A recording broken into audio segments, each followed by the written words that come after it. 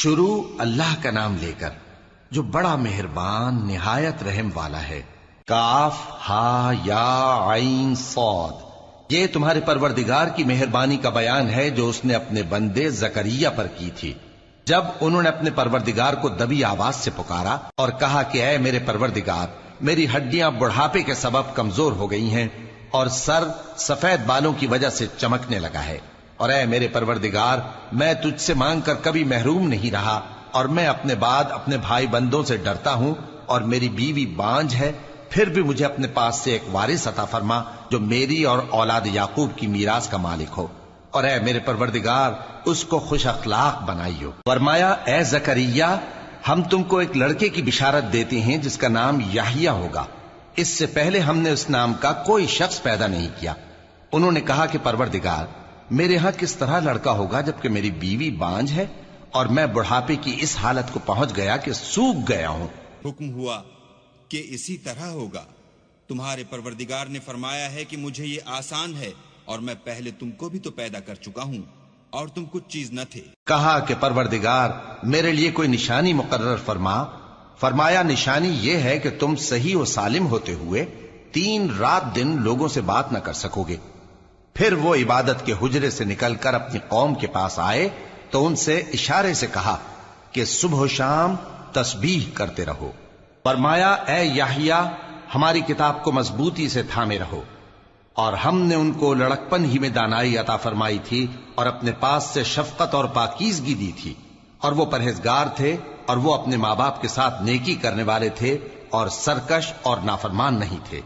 اور جس دن وہ پیدا ہوئے اور جس دن وفات پائیں گے اور جس دن زندہ کر کے اٹھائے جائیں گے ان پر سلام ہے۔ اور کتاب یعنی قرآن میں مریم کا بھی تذکرہ کرو، جب وہ اپنے لوگوں سے الگ ہو کر مکان کے مشرقی حصے میں چلی گئیں، پھر انہوں نے ان کی طرف سے پردہ کر لیا تو ہم نے ان کی طرف اپنا فرشتہ بھیجا، سو وہ ان کے سامنے ایک خوبصورت مرد کی صورت میں آیا۔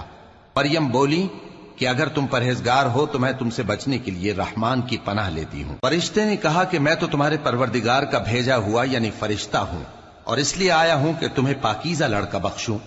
مریم نے کہا کہ میرے ہاں لڑکا کیوں کر ہوگا جبکہ مجھے کسی مرد نے بطور شوہر چھوا تک نہیں اور میں بدکار بھی نہیں ہوں۔ فرشتے نے کہا کہ یوں ہی ہوگا، تمہارے پروردگار نے فرمایا کہ یہ مجھے آسان ہے اور میں اسے اسی طریق پر پیدا کروں گا تاکہ اس کو ہم لوگوں کے لیے اپنی طرف سے نشانی اور ذریعہ رحمت بنائیں، اور یہ کام مقرر ہو چکا ہے۔ چنانچہ وہ اس بچے کے ساتھ حاملہ ہو گئیں اور اسے لے کر ایک دور جگہ چلی گئیں۔ پھر درد ذہ ان کو کھجور کے تنے کی طرف لے آیا، کہنے لگی کہ کاش میں اس سے پہلے مر چکتی اور بھولی بسری ہو گئی ہوتی۔ تب ان کے ٹیلے کے نیچے کی جانب سے فرشتے نے ان کو آواز دی کہ غمناک نہ ہو، تمہارے پروردگار نے تمہارے نیچے ایک چشمہ پیدا کر دیا ہے، اور کھجور کے تنے کو پکڑ کر اپنی طرف ہلاؤ، وہ تم پر تازہ عمدہ کھجوریں گرائے گا، تو کھاؤ اور پیو اور آنکھیں ٹھنڈی کرو۔ اگر تم کسی آدمی کو دیکھو تو کہنا کہ میں نے اللہ کے لیے روزے کی منت مانی، تو آج میں کسی آدمی سے ہرگز کلام نہیں کروں گی۔ پھر وہ اس بچے کو اٹھا کر اپنی برادری والوں کے پاس لے آئیں۔ وہ کہنے لگے کہ مریم یہ تو نے برا کام کیا، اے ہارون کی بہن، نہ تو تیرا باپ ہی برا آدمی تھا اور نہ تیری ماں ہی بدکار تھی۔ تو مریم نے اس بچے کی طرف اشارہ کیا۔ وہ بولے کہ ہم اس سے کہ گود کا بچہ ہے کیسے بات کریں؟ بچے نے کہا کہ میں اللہ کا بندہ ہوں، اس نے مجھے کتاب دی ہے اور نبی بنایا ہے، اور میں جہاں ہوں اور جس حال میں ہوں اس نے مجھے صاحب برکت بنایا ہے، اور جب تک زندہ ہوں مجھ کو نماز اور زکوٰۃ کا ارشاد فرمایا ہے، اور مجھے اپنی ماں کے ساتھ نیک سلوک کرنے والا بنایا ہے اور سرکش و بدبخت نہیں بنایا، اور جس دن میں پیدا ہوا اور جس دن مروں گا اور جس دن زندہ کر کے اٹھایا جاؤں گا مجھ پر سلام ہے۔ یہ مریم کے بیٹے عیسیٰ ہیں، اور یہ سچی بات ہے جس میں لوگ شک کرتے ہیں۔ اللہ کو شایع نہیں کہ کسی کو بیٹا بنائے، وہ پاک ہے، جب کسی چیز کا ارادہ کرتا ہے تو اس کو یہی کہتا ہے کہ ہو جا تو وہ ہو جاتی ہے، اور بے شک اللہ ہی میرا اور تمہارا پروردگار ہے، تو اسی کی عبادت کرو، یہی سیدھا رستہ ہے۔ پھر اہل کتاب کے فرقوں نے باہم اختلاف کیا، سو جو لوگ کافر ہوئے ہیں ان کو بڑے دن یعنی قیامت کے روز حاضر ہونے سے خرابی ہے۔ وہ جس دن ہمارے سامنے آئیں گے کیسے سننے والے اور کیسے دیکھنے والے ہوں گے، مگر ظالم آج کھلی گمراہی میں ہیں، اور ان کو حسرت و افسوس کے دن سے ڈرا دو جب بات فیصل کر دی جائے گی اور وہ غفلت میں پڑے ہوئے ہیں اور ایمان نہیں لاتے۔ ہم ہی زمین کے اور جو لوگ اس پر بستے ہیں ان کے وارث ہوں گے، اور ہماری ہی طرف ان کو لوٹنا ہوگا۔ اور کتاب میں ابراہیم کا ذکر کرو، بے شک وہ نہایت سچے تھے، پیغمبر تھے۔ جب انہوں نے اپنے باپ سے کہا کہ ابا، آپ ایسی چیزوں کو کیوں پوچھتے ہیں جو نہ سنیں اور نہ دیکھیں اور نہ آپ کے کچھ کام آ سکیں؟ ابا، مجھے ایسا علم ملا ہے جو آپ کو نہیں ملا، تو میرے ساتھ ہو جائیے، میں آپ کو سیدھی راہ پر لے چلوں گا۔ ابا، شیطان کی پوجا نہ کیجیے، بے شک شیطان اللہ کا نافرمان ہے۔ ابا، مجھے ڈر لگتا ہے کہ آپ کو اللہ کا عذاب آ پکڑے تو آپ شیطان کے ساتھی ہو جائیں۔ اس نے کہا کہ ابراہیم، کیا تو میرے معبودوں کے خلاف ہے؟ اگر تو باز نہ آئے گا تو میں تجھے سنسار کر دوں گا، اور تو ہمیشہ کے لیے مجھ سے دور ہو جا۔ ابراہیم نے سلام علیکم کہا اور کہا کہ میں آپ کے لیے اپنے پروردگار سے بخشش مانگوں گا، بے شک وہ مجھ پر نہایت مہربان ہے۔ اور میں آپ لوگوں سے اور جن کو آپ اللہ کے سوا پکارا کرتے ہیں ان سے کنارہ کرتا ہوں، اور اپنے پروردگار ہی کو پکاروں گا۔ امید ہے کہ میں اپنے پروردگار کو پکار کر محروم نہیں رہوں گا۔ اور جب ابراہیم ان لوگوں سے اور جن کی وہ اللہ کے سوا پرستش کرتے تھے الگ ہو گئے، تو ہم نے ان کو اسحاق اور اسحاق کو یعقوب بخشے، اور ہر ایک کو پیغمبر بنایا، اور ہم نے ان کو اپنی رحمت سے بہت سی چیزیں عنایت کی، اور ان کا ذکر جمیل بلند کیا۔ اور کتاب میں موسیٰ کا بھی ذکر کرو، بے شک وہ ہمارے برگزیدہ تھے اور رسول تھے، نبی تھے، اور ہم نے ان کو طور کی داہنی طرف سے پکارا اور باتیں کرنے کے لیے نزدیک بلایا، اور اپنی مہربانی سے ان کو ان کا بھائی ہارون پیغمبر بنا کر عطا کیا۔